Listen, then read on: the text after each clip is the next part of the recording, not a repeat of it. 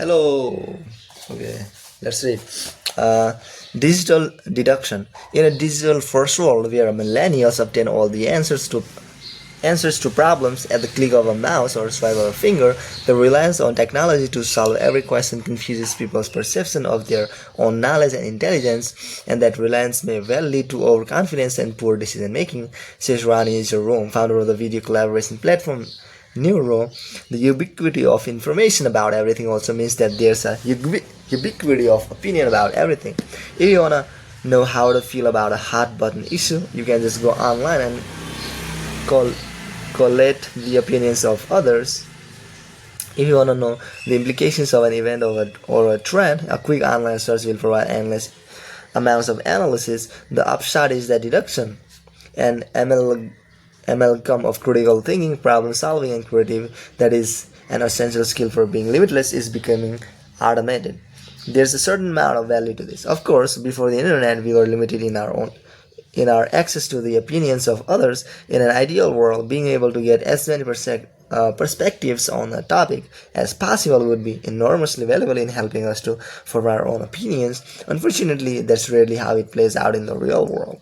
Instead, we tend to identify a handful of sources with which we align and then give those sources extreme influence over our thinking and decision making. In the process, the muscles we use to think critically and reason effectively are atrophying. We're letting technology do the deduction for us. And if technology is forming our deductions, then we are also ceding much of our problem solving ability, something so important and something we will discuss at length later in this book. Psychologist Tim Taylor defines thinking as the capacity to reflect, reason, and draw conclusions based on our experiences, knowledge, and insights. It's what makes us human and has enabled us to communicate, create, build, advance, and become civilized. He then goes on to caution that there is a growing body of research that technology can be both beneficial and harmful to different ways in which children think.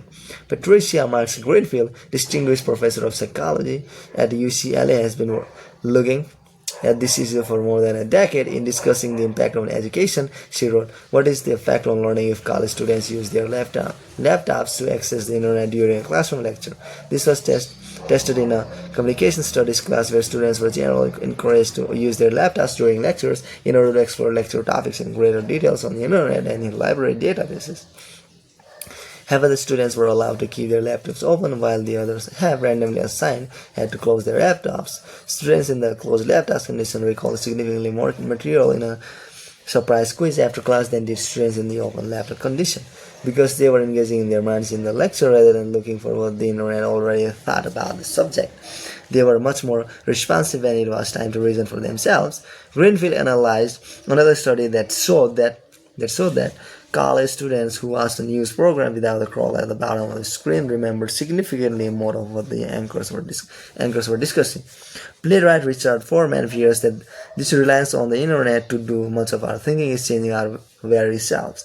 "I come from a tradition of Western culture in which my ideal was the complex, dense, and cathedral-like structure of the highly educated and articulate personality, a man or woman who carried inside themselves a personally constructed and unique version of the entire heritage of the West. But today I see within us all, myself included, the replacement of complex inner density with a new kind of self evolving under the pressure of information overload and the technology of the instantly available." Do you remember what it was like when you were approaching your teens and you first started formulating thoughts and opinions independently of your parents? My guess is that this experience was extremely liberating for you, and that it might have been the first time in your life when you truly felt like your own person.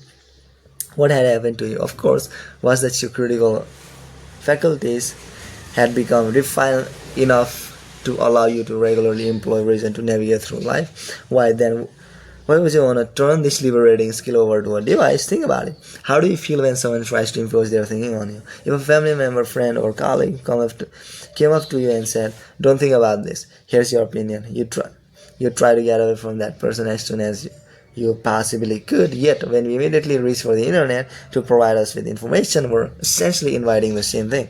In chapter 15, I'll provide you with a powerful set of tools that will allow you to supercharge your thinking and expand your perspective on any topic or problem. While These four horsemen are the ones we need to contend with most vociferously. There's another digital danger that is worthy of our attention. I call this digital depression, a result of the comparison culture that emerges when we let the highlights reels of the social media feeds of others causes us to perceive ourselves as less than. Now I enjoy social media. I love staying connected with our community of students and podcast listeners and staying updated with the everyday lives of my family and friends. I appreciate it so much as not only a source of entertainment but also education and empowerment, but I only recommend using it consciously, not mindlessly out of habit, and in a harmonious way so it doesn't hijack your productivity and peace of mind. In the upcoming part 2, Limitless Mindset, I share ideas to mitigate these feelings of not being enough as well as fears of looking bad or missing out. Those are the same limits that stands in the way of personal growth and learning. In part 3, Limitless Motivation, I'll show you how to add, break, or change these habits. Quick start. Think about a decision you need to make. Schedule some time to work on that decision without the use of any daily devices. Okay. Keeping the villains at bay. In the hero's journey, the heroes need villains just as much as villains need heroes. The challenges from trials into rivals makes us grow and become better. The power and strength of the villain determines the necessary power and strength of the hero. If the villain was weak, there would be nothing to vanquish and no need for the hero to rise to greatness. In my podcast interview with Simon Sinek, author of The Infinite Game, Simon refers to our worthy rivals, those who help point out the personal weaknesses we need to address. That is where your opportunity lies. As I mentioned, I love the light side of technology, how it can connect us, educate us, and empower us, make our lives easier. What we've just described are a few potential drawbacks of technology, which is an inherent part of all the good that it brings into our lives. Like fire, technology has changed the course of human history. However, fire can cook your food or burn your home down. It's all in how you use. It's all in how you use it. Like any tool, technology itself isn't good or bad, but we must consciously control how it's used. If we don't, then who becomes the tool? It's up to you to choose how you engage. Quick start. Which is, okay. That's it, guys. See you tomorrow. Hasta la vista.